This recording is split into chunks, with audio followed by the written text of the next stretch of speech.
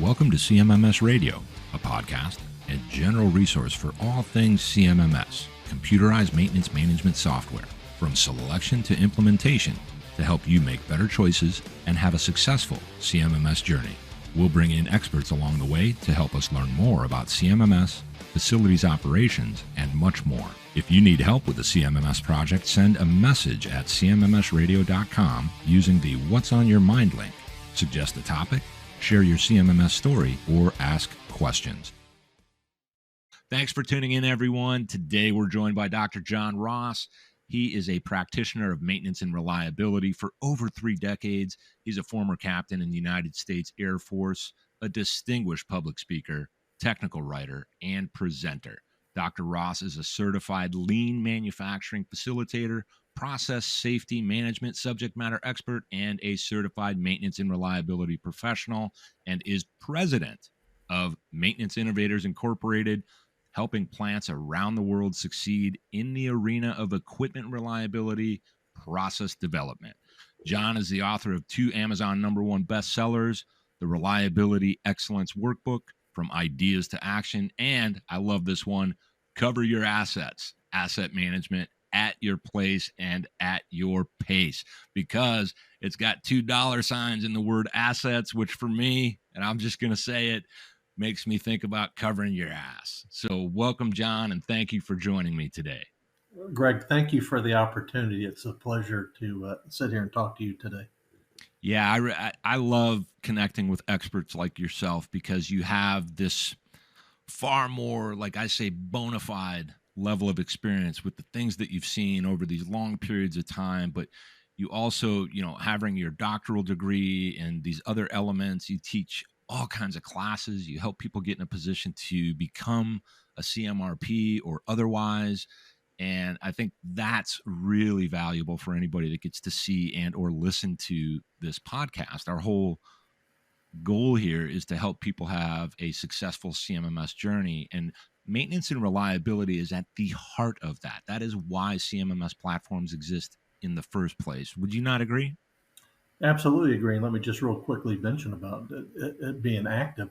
I've always felt, especially if you get your certified maintenance and reliability professional certification, you're required. There's an obligation to be a net contributor to this industry, this knowledge, right? To contribute, to create things, books and presentations and tools, and basically go out and be, an evangelist on that, those sorts of things. Yeah, I love that. And that's really, the people that I talk to and connect with, they want to do that because, one of the big trends lately that I'm hearing about or maybe even talking about is skilled trades gap. Skilled trades gap is a serious thing that is happening now, and it's going to probably get worse, but there's some things in place to mitigate it. But when people like yourself can share and kind of push this knowledge, it also helps with one other thing that I see as a trend and a concerning thing, and that's tribal knowledge. So it's a wonderful thing. It's almost like, what do they say? When the student appears, the teacher appears, or is it the other way around? I'm not sure which one it is. But that's really what I want to talk about today. You've seen a lot when it comes to maintenance and reliability. Obviously, the use of CMMS platforms, or why people would even get them. I'm curious, what is the #1 best practice that you would suggest to someone if it's their first time selecting a CMMS platform? Yeah, actually, Greg, I actually help companies select CMMSs. And I'll tell you this, the worst, is it okay if I say the worst thing I think you could do is this? And then everybody go, holy cow, that's exactly what we did. Yep. I actually have a client right now out in Arkansas that's done this, and they're suffering from it. They heard, they went out and picked a CMMS, and they came in and unboxed it. And now they're having to live with it. Look, here's what you've got to do for your listeners. If you want to go to a different CMMS, or if you want the first computerized maintenance management system that you're going to have, it's imperative that you have your processes drawn out, because here's what you're going to do, and have really good processes. Then you can bring in different sort of CMMS companies and say, can your software follow this awesome kick-ass process that we have? Can your program follow this? Otherwise, you're at the mercy of whatever they pull out of that box, and you're going to be changing your processes to meet that off-the-shelf box. And I got to tell you, Greg, I see this from time and time. Also, it's really important, and you know this, Greg, and your listeners do too. When you build a brand new piece of equipment, you go to the manufacturer for a factory acceptance test. We've got to have the same kind of thing for our software. Let's build that sandbox. And then, as I counsel my clients, let's throw a bunch of scenarios at it that we just know is going to trip up that CMMS, following our process, and see if it actually does it. It's the factory acceptance test for software. Yeah. Yeah. I love it. And I myself, over the years when I was providing a CMMS and part of a CMMS build out and all this kind of stuff, we loved that because it gave people that opportunity to, it's not just a taste test, but you can put it through its paces in that sandbox environment and make sure that it meets with your workflow, your already existing work process. So for me, I'm always thinking, well, and I was going to ask you about this, so I'll just lead into this next question.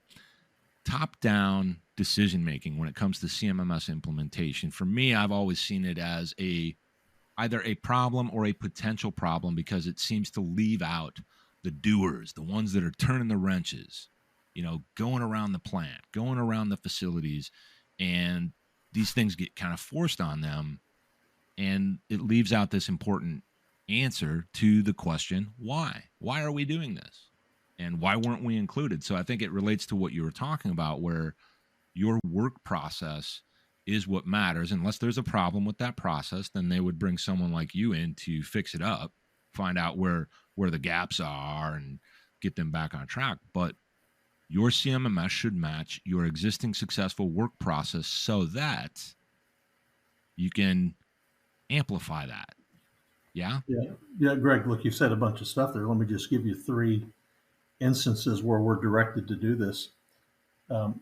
Process safety management, and I realize all your listeners aren't under 29 CFR 1910, but process safety management has 14 elements. The first one being employee participation. Even over an ISO 55000 asset management, it talks about engagement and getting the people involved.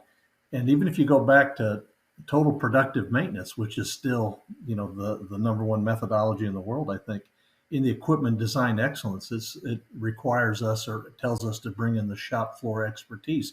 This is how we build a piece of equipment. If a light bulb goes over your head and said, we need a new conveyor, we need to modify a machine, you're going to get a mechanic, an electrician, a safety person, a storeroom person, put a small project team together. Why wouldn't we do that for the people that are for the software side? Look, here's what I say. You're either engaged or you're the victim. And we need to take the victimhood out of it. I mean, good gracious, this country, right? We need to get the victimhood out of it.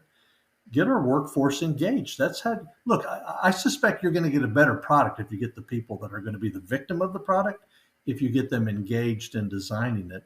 And they'll be the ones that'll give you the best sort of improvement ideas, and they'll be more likely to actually use the CMMS if they were involved in the creation of it.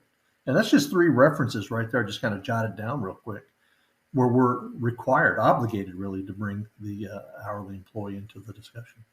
Yeah, I think that's a critical component, and that's getting back to what this kind of current theme is, or this trend where we're seeing gaps created when someone makes a CMMS selection or attempts an implementation where it can go off the rails because those people weren't involved, or somebody didn't know that work process. They only knew what it looked like where they sit at the top, so to speak, if we're looking at it in a hierarchical way. So question around that, so how often do you see the top-down decision-making that left those personnel and frontline workers out causing the actual CMMS implementation failure? Is it pretty common if that's the case, or is there a way to, so it's 2-parter. How common is that for you in your years that you've seen it happen that way and unfold that way? And can you still at that point recover without having to switch systems? Well, I see it all the time, primarily for this reason. I don't think, and again, I've been in maintenance and reliability for 38 years now. I don't think, to be honest with you, Greg, I don't think we've mastered pencil and paper. I still see work orders that say motor broke, and the technician writes done, DUN, on the bottom of it, right? That's my personal favorite. So we haven't, the CMMS isn't going to make you more effective. It just makes you more efficient at being ineffective. If you haven't mastered pencil and paper yet. But what happens when the decision is coming from the top down, it's not coming from the maintenance department or engineering for that matter. It's coming from finance and it's coming from IT. And if you're saying CMMS, but you've got two different ways. You can go the traditional computerized maintenance management, or you can go the enterprise asset management, like SAP.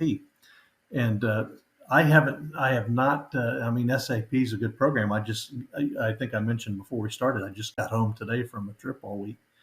The client uses SAP and they do a fantastic job. It's in the maintenance organization, but people really get those enterprise asset management not for the maintenance department, but for the ERP and HR and the procurement and all that stuff.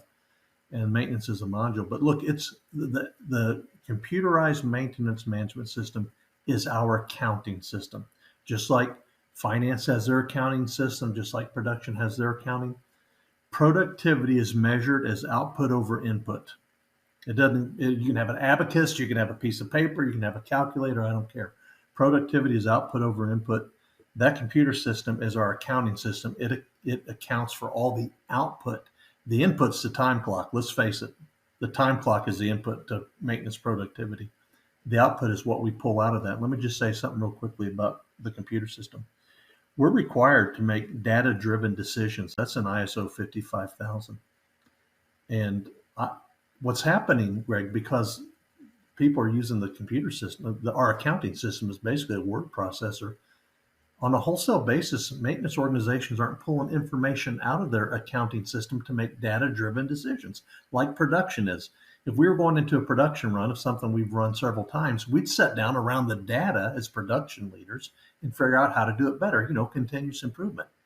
When was I can't tell you the last time I've sat down with the maintenance organization. They come with a heaping pile of material they just pulled out of the computer system to make data-driven decisions.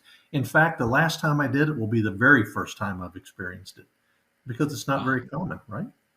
It's not. Yeah, and so just telling that right there, that story, it reminds me of, like, prior to CMMS for me, I was in building maintenance and management, and we were a bootstrapped organization, just starting from the beginning. My partner and I, it was like a $400 startup turned into a multi-million-dollar company. And everybody's like, well, how the hell did you guys do this? I said, well, we just did what we were supposed to do. We followed through. And they're like, okay, yeah, isn't everybody else doing that? Well, they say they are, but they're not actually doing it. And then we started cobbling things together to do that. And what we were doing reminded me, from your story, it reminded me of this, is that we were constantly assessing what our production rates are. How can we improve production rates without degrading, really delivering poor service? We wanted top flight service, but we wanted improved efficiency. And the only thing that made that possible was the will and intention to do it and the accountability. And what I keep hearing is assessment creates opportunity to become accountable for the actions that are going to get you the results that you want in maintenance or otherwise. Production, manufacturing, anything like that. That applies to maintenance and reliability, yes? Yeah, absolutely. And it's all process driven. I'm telling you, Greg, this is the message I give my clients. Counting on extraordinary people to do extraordinary things is not a strategy. Look, this is a tool. The computerized maintenance management system is a tool. You have to have a process for the implement. As a matter of fact, it's called the implementation process. Here's how we're going to do it. And we've got to use it, again, as our accounting system. I mean, the equipment out there, this is a great saying. The machines out there aren't, processing product. They're printing paychecks. That's what they're doing. And this is the accounting system of how we keep track of the coming and the going of everything that's going on for the machine that is printing paychecks. I think if it really was printing paychecks, I think we'd be more serious about it. Yeah, I wonder how that gets kind of lost in the translation or the activity. It's really an interesting concept that we could probably explore for hours on end. Well, I was wondering if I could share one more thing, because I may go back a year or two before you, but I got out of the military and got into my first civilian job in 1994. And I brought the first computer into the maintenance organization. It was a Commodore 64 Ooh. with a cassette tape that I could load Lotus 123. And I had my little Radio Shack green screen and my dot matrix printer. And we were just sitting around waiting for Al Gore to invent the internet so we could really take off. But I had that Commodore 64, and we didn't even have a written work order system, so we kind of just started with just again printing out a written work order. Other than that, there was no computing system whatsoever in maintenance at all. Right, Yeah. right, and that is going back, and I mean even for me. So for me, it was in the 90s, and we were like, we had a word processor to create our work orders. And you might think that's horrible, but what was interesting about it is our work orders had exactly what needed to be on them so Sure. that somebody could figure out what to do without bothering anyone, say, for example, in the middle of the night. Yeah, you're using an IBM Selectric or you're using Word Perfect. You got to remember Yeah. those old days, right? Yeah, and the reason we even built the CMMS in the first place, we didn't find anything that matched our working style. But in like heading into about the year 2090, actually late 90s is when we had an accounting system within the organization. And one night, my longtime business partner and the founder of that company, he calls me up and we're talking about something. I said, "Hey, let's take all of our work orders we've been creating and we do them in duplicate. We issue them to the teams, and then it's got to be on my desk in the morning. Like, can we start tracking that inside that system we just wasted all that money on?" And he says, "Wow, that's a great idea." Well, 5 years later, he was building from the ground up a CMMS platform.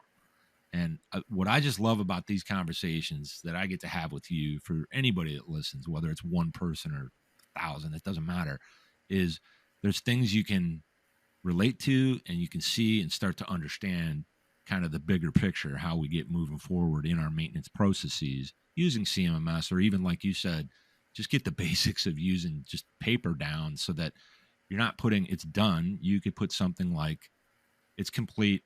We did this, and this, and it took 1.5 hours. Boom. That is way, way better than done. Well, hold on. SMRP says you want that the leadership needs to. I don't know the exact word, but you've got to cause your maintenance technicians to record how they found it, what they did, and how they left it. Mm. That's what I look. If that takes you 3 sentences, great. If you need to create a dissertation to tell me what you experienced, it was a dark and stormy night, and they lived happily ever after. Use the back of it. But Greg, I wonder if I could share with you and your listeners sort of my little secret to getting people to actually document things. And Yes, free. please I'm a do. consultant, but this is free of charge. I'm not going to send you an invoice for this. Thank you. Yeah, here's what I tell them. And I'm going to get this ISO reference wrong, but hopefully you guys will forgive me. It's either 14224 or 14227. It says that leadership will determine what to measure, how to measure, and what to do with it. Here's what's happening. We're asking our folks that here's a work order, record how you found it, what you did, and how you left it, and give it back to me. As soon as the technicians, and by the way, I'm not suggesting that they're not intelligent people at all. That's not it. But as soon as somebody realizes that I'm documenting and giving it to you, and you're basically throwing it in the garbage can or essentially doing nothing with it, I'm going to stop recording stuff because that's work. What I've encouraged my clients to do is not every week, but every 2 weeks, bring the workforce in that's normally working in this area and sit down with them and show them the work product they've created for 2 weeks. And let's talk about what's going on out there. Are we winning or are we losing? Let them see their product in use to make business decisions and keep encouraging them to keep documenting better things. This is how we go from this tribal knowledge to this institutionalized knowledge. We're recording things. Look, I'm not going to tell you what to do. You tell me what to do, and I'm going to write it down. We're going to have this wealth of information. So, again, I would encourage your clients no less than every 2 weeks, and no more than every 2 weeks.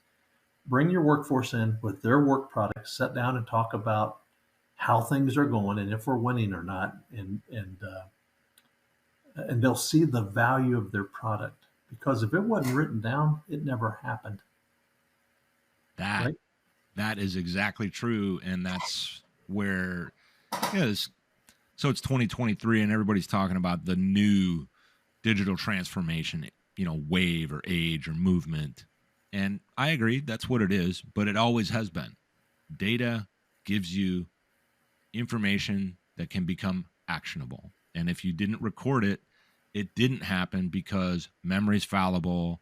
And then we've got these things like tribal knowledge walking out the door because, some gal or guy is retiring and they're moving on and that knowledge goes away. So you got to document everything so that people have it available so that they can use it. If they don't use it, that's fine. But if you don't have it, then you can't do anything with it. Well, the cynics will say that documentation is evidence.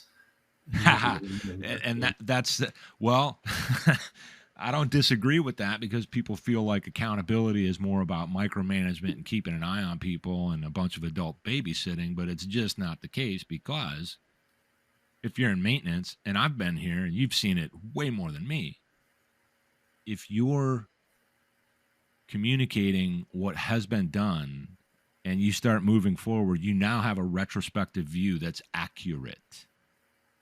And that willingness to be accountable and look at it as an opportunity to see what we're doing now, what's coming up, what happened in the past, that's how you get better at what you do, and you're already good at it.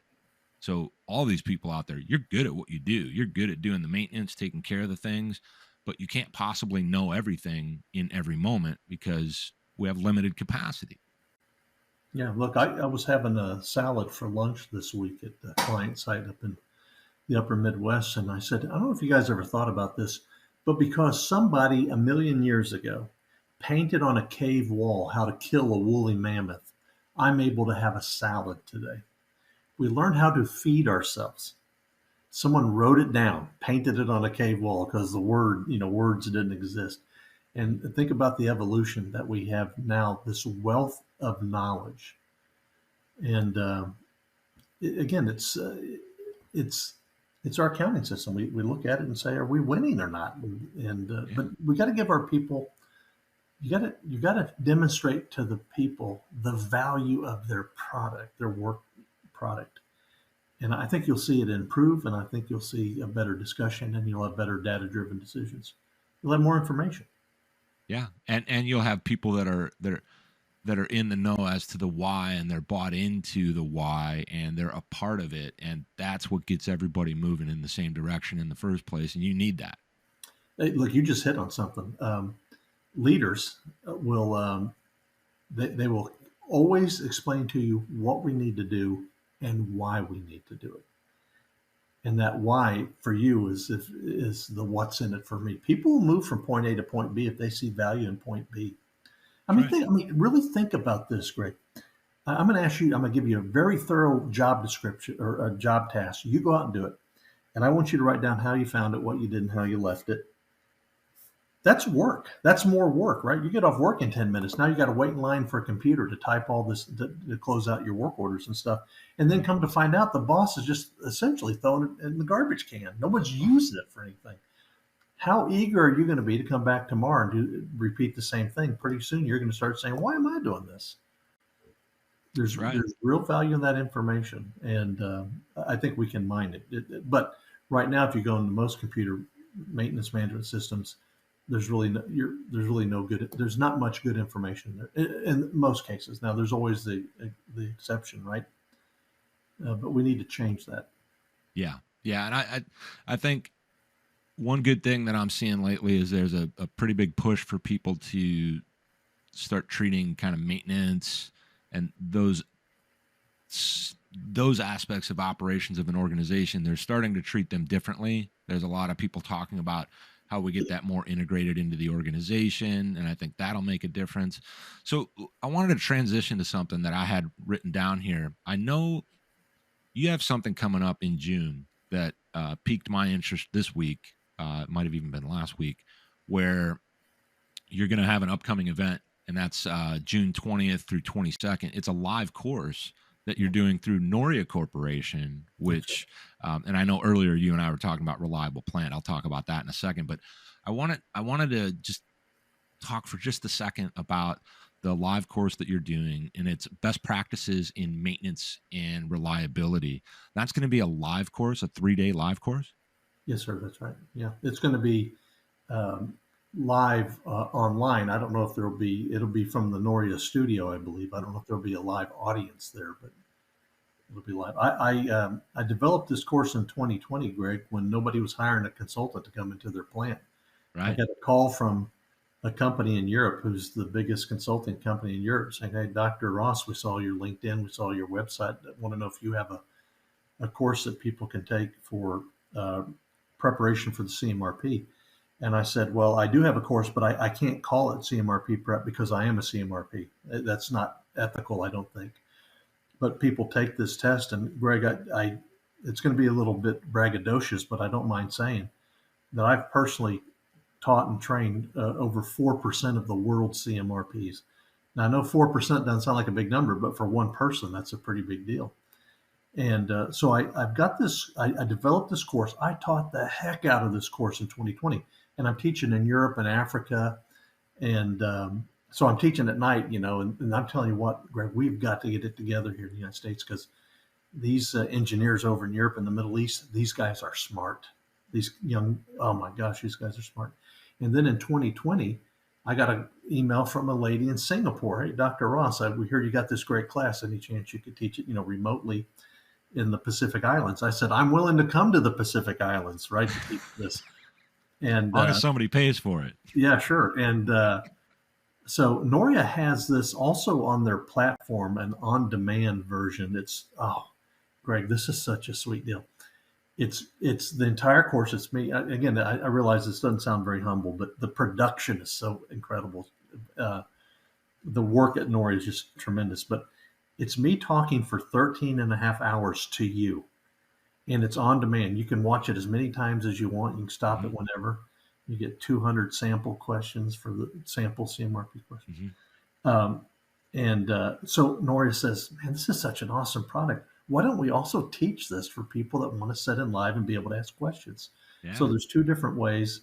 Noria's a great company. They're based in Tulsa. I'm in Tulsa. But years ago, that little period of time between Christmas and New Year, I got an email. "Hey, John, you don't know me, but it was Jim Fitch from Noria. I'm the owner of Noria. And boy, it seems like we ought to know each other." So I went out there, and it's just a great company. And I'm really pleased to be in any sort of relationship with those guys. They're first class all around. This is going to be a great course. As you mentioned, it's in late June. Yeah, and I think for me, and look, anybody listening, it's not like advertising, but when there's an organization out there like Noria that's been doing what they do for 25 years, and they're constantly pursuing delivery excellence. They're really pursuing real outcomes that are not just beneficial, but they move the needle for organizations. And they're such a class act when it comes to working with them. As a matter of fact, that studio, I haven't been in that studio, but I've seen it a couple of times. And like I was lucky enough to meet with some of the team.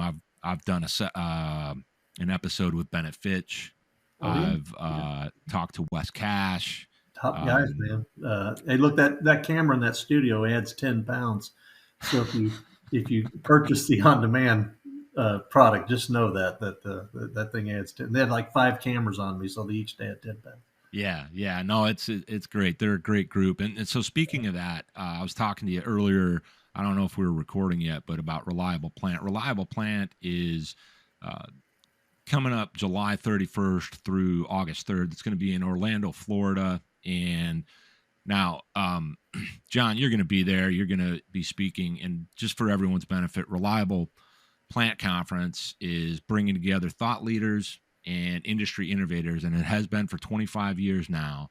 And that's to help maintenance and reliability professionals network, be inspired, and learn the tools and techniques they need to reach new levels of success at their facilities. And that's really what they're all about. That's what Noria is all about. This is going to be a co-located event.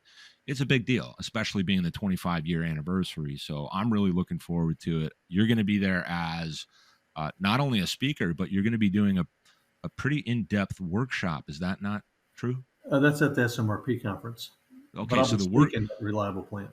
Okay, so you'll speak at Reliable Plant, and then in October you'll do the workshop, and that's SMRP. Yeah, and I'm doing something no one's ever done before at the SMRP conference. It's going to be pretty cool. We got to keep that secret. No, I can talk about it, but let's mention the Reliable Plant because Noria, look, first class operation. Yes. And so I wrote you mentioned my first book, the maintenance or the reliability excellence workbook from idea to action. I created there was a course created after this, but this book walks you through step by step, and you create the whole time you're going. It's a workbook, right? The whole time you're creating a strategy. And so I have several clients that bought this book and they followed it, to the letter, and they have these awesome strategies. So I'm going to be presenting with one of the clients, and just the tremendous strides that they have made. And I don't know. Again, I'm sorry, Greg. I'm just really happy about this. But I had a LinkedIn notice 2 days ago saying, "Hey, somebody's talking about you on LinkedIn." So I opened it up, and it's a lady in Malaysia who's a consultant that owns a company. I don't know if you happen to see this. And it's my first video. I'm really excited. She's holding up things that she's been working on, and then she held up my book. Yeah. And I'm on, holy cow, that's my book. And so again, this goes back to that net contributor. But at the SMRP conference, I'm gonna attempt in a 4-hour workshop to put this entire thing together, all the way from design, build, and install, life cycle cost, preventive predictive maintenance, bill of materials, stock, don't stock, critical spare parts, preventive maintenance optimization, predictive maintenance, precision maintenance, all the way to disposal. The whole alpha to omega, baby. That's what I call it. And no one's ever done that before, so I got to talk fast. But it's going to be a workshop, and it's Yeah. going to really, really be. What I'm going to do is I'm going to show the people that actually come to the workshop. I'm going to give you the tools that I actually use in my business that I've run for 16 years, my global business, and these are the actual tools that I use to make a difference. Again, to be a net contributor. Yeah. So I'm Yeah. encouraging everybody to come out to Reliable Plan. I mean, think about this. If you don't have a strategy, you're the leader. If you don't have a strategy, where are we going? What's this all about? Yeah. What are we here for? What's our strategy, right? We don't have one. Monday looks just like Tuesday, looks just like Thursday, looked like last Monday. Yeah. And so Yeah. again, It's just to create goals and develop a strategy, bring your people along, see the lighthouse on the other side of the horizon, and start moving. yeah, it's good stuff. You got to have an end in mind, like my buddy Jim Van Tighem says. Have an end in mind. He was on one of my episodes. I don't know, it was a couple weeks back, but Steve Covey, begin with the end in mind, right? 7 Habits of Highly Effective People. there you go. There you Steve go. Covey, There you yeah. go. So, a couple more things, and then we'll wrap this episode. But now, when it comes to, we talked a little bit earlier. I was talking about a concern about it with the tribal knowledge, and that's possibly, at risk of going away. And with CMMS being a way to mitigate that, because it can be this repository of all this great data, what happened, when, why. You can put in procedures, PM, otherwise, corrective maintenance, all of it, right? What would you say are the top 3 benefits to an organization that implements a CMMS platform? Well, obviously, you've got in the computerized in your system, you mentioned the repository of your preventive maintenance system. It allows you to track progress and to engage in continuous improvement. It's the documentation, again, not just for the documentation's sake, but to make improvements and see if you're winning. The instituting a CMMS too. Again, you don't have to have a computerized maintenance management system. You just got to have a maintenance management system. The computerized part makes it more efficient. It allows us to query, crunch numbers, bring the information out in different ways to run scatter diagrams or day by the hour charts or those kinds of things, heat maps and those sorts of things. It helps us to put the data in perspective. It is also, if you think about it this way, Greg, only assets make income, right? This is from Robert Kiyosaki's Rich Dad, Poor Dad. Only assets make income. From the income, we pay our expenses, and then after expenses are paid, we service our liabilities. The maintenance organization has a really hard time justifying their existence because they do appear on the P&L on the expense side, the profit and loss sheet. They're their expense, the cost of maintenance, right? It's right there. Our job is cost avoidance. I saved you $80,000 by not replacing that gearbox, right? I can do that again next month. What the computer system does is allows us to make the argument that we're winning. We're no longer an expense. We can prove that we're an asset that makes income. And make no mistake, for you and your listeners, if you're not an expense and you can't prove that you're an asset, you're a liability. And what's an organization likely to do with an entity that's a liability? They're likely to minimize, get rid of it, minimize it, contract it out. The computer system is proof that we are adding value. We can document that there was a change, a delta. This is what it was last month. Here's what it is this month. Here's the empirical evidence. I can't tell you how many times just in my own life as a plant engineer, we made some great gains in maintenance and reliability. Production was off the roof, and the production manager goes, "Yeah, we did that in spite of maintenance." I'm like, "Wait a minute. It was because of maintenance, but I don't have any proof of it, right? That we went and did something." So it's our history. You know what? We're the historians. And if you think about it, I know this is kind of being recorded audio and visual a little bit. I'm kind of holding my fingers about 1 inch apart. We're on Earth for this amount of time. And for even less than that, we're actually making a difference where we work, right? What are you doing in that little span of time to make it better? What are you recording? What are you pouring over? What are you working with your people to improve on the continuum of improvement? If it ain't written down, it didn't happen. That's just what it comes down to. Yeah, and that's the legacy of what we all do. Whether you're a button clicker or someone that likes to get into this kind of idea space and just help motivate people to figure out how to keep things moving forward, or something like what you do where you're really getting people in a position where they can start to, it sounds crazy, but you're going to teach them how to move a mountain so they can go execute and actually move it. And, on and on like this. And if we are documenting all that in a better way, that becomes the legacy. Because like earlier in the episode, I was talking about, skilled trades gap and what's being done about that. And then this tribal knowledge that might go away when people retire, move on, or, God forbid otherwise, right? We need that to keep moving forward. Otherwise, the degradation of that data, that knowledge, and like you said, if it's not documented, it didn't happen, it all goes away. And then everybody's just back to haphazard, serendipitous events, which it's almost like saying, well, hope's a great thing, but it's certainly not a strategy, right? And a CMMS is a critical part of that. And a CMMS and the maintenance department, all those things combined, starts to get a maintenance and reliability best practice approach within an organization on a different part of that balance sheet, so they can see how it drives revenue as opposed to it just costs money and we have to write checks for that stuff. So this has been really great. We got a lot more to cover. I think we're going to probably do it on another episode, but I got a couple more brief questions. Yes, sir. So number one is, have you heard of the Maintenance Community Coalition Slack channel? I haven't. Okay, so this is a channel, and I jumped in and started participating in it, and it's where people are coming in. There's experts, there's non-experts, and everybody's talking about these things around maintenance and reliability and the maintenance community as a whole. So I just wanted to ask you about that. So I'm going to send you some info on that separately. And for anybody listening, there's a place where you can sign up for that. But anybody that wants to participate, it doesn't matter what CMMS you use. It doesn't matter where you sit in the maintenance process when it comes to your organization. If you're just interested in contributing and participating, you go over to upkeep.org/CMMS radio so that you can sign up for that TMCC Slack channel and just learn, contribute, share. Nothing else to it. It's not about making money. It's not about selling software or none of that stuff. It's about best practices and curating this knowledge. That's why I wanted to bring it up and ask you if you had heard of it. The next thing I wanted to ask is, this is probably one of my more important questions when I have a guest like yourself.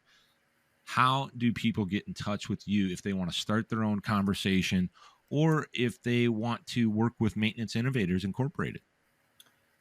Thank you for this opportunity to mention that, Greg. So I've got a website, maintenanceinnovators.com, and you can reach me through there. Also, I'm on LinkedIn as John Ross, and it's CMRP. That's how we got in touch with each other. I want to mention on that website, in case you guys don't follow me on LinkedIn or YouTube, but there's a video tab at the top, the address up there. And I just finished recording the last of 32 storeroom processes, but I've got a YouTube channel, Dr. John's Maintenance Minute, and all my videos are also on my website. But I'm celebrating the storeroom, and I've been recording all these 32 storeroom processes, little 4 or 5 minute little snippets, nuggets of knowledge, I call it. Yeah. But, it's a great website. Check it out. Please get in touch with me. This is my passion, but it's also what I do for a living. So yeah. It's awesome when you can combine both of those things. And that's kind of like why I do this too, because you and I get to have a great conversation and it might help somebody. I mean, that's a big deal to me. I think it's a big deal. And it's phenomenal. So what you were just talking about with the storeroom and storeroom control, I know that happens to be part of your three big fundamentals, the big three fundamentals, where it's preventive and predictive maintenance, planning and scheduling, as well as storeroom control. So that's just a little something for everybody out there. When you do connect with John, not only those big three fundamentals, but all these other best practices, they're there, they're available. He's passionate about it. He wants to help people out. Whether you're spending money on a course or you're just learning some information from him, reach out to him. John, thank you so much for joining me today and having this great conversation. My hope is that this is the first of many. Greg, thank you very much for the opportunity. I've enjoyed speaking with you today. Thank you very much. I really appreciate it. Did you find this episode helpful? Please send us some feedback, suggest a topic, or ask a question. Reach out to CMMS Radio if you need a co-pilot on your CMMS project. Visit CMMSradio.com and use the What's on Your Mind link. Thank you for tuning in to CMMS Radio, your resource for all things CMMS, from selection to implementation, to help you make better choices, learn from industry experts, and have a successful CMMS journey.